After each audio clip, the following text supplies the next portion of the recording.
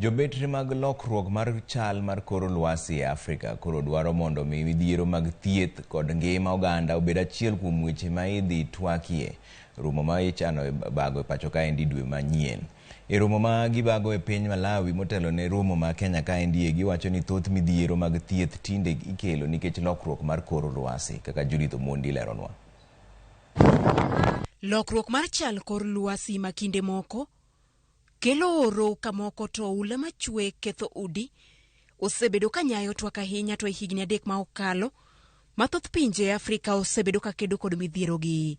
Kaluwore kod lipot manyicha ogol kod riwruok mar International Rescue Committee, ne giyango ni maromo jo Kenya milion 5.4 ne okalie midhiero mar nong'no e kind dwe mar 3 nyaka 6 higani.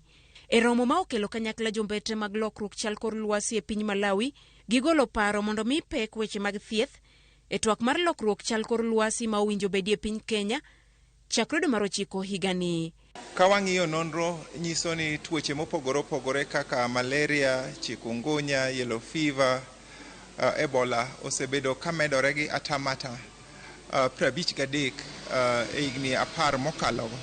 Kendo wachre ni kaka lokruok medo bedo e lwasi e kaka wadhi medo bedo gi tuoche mopogore opogore, kendo wanya bedo kata gi tuoche ma tijgi tek mokalo kendo ma hinyo oganda moingo kata COVID-19.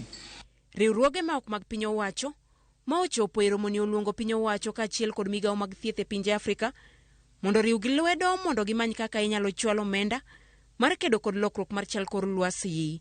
Winjruok biro bedo e kaka wanyalo yudo pesa moromo ma konyo pinjewa deal gi weche mag lokruok lwasi kod yore wa mag thieth. It is a reality that we are seeing and feeling every day. It is no longer something that we just talk about. Climate change at the global level is now regarded to be the greatest threat to human health. E piny Kenya, migawo mar somo ne osechako golo paro manyalo bedo rageng' ne lokruok chal kor lwasi.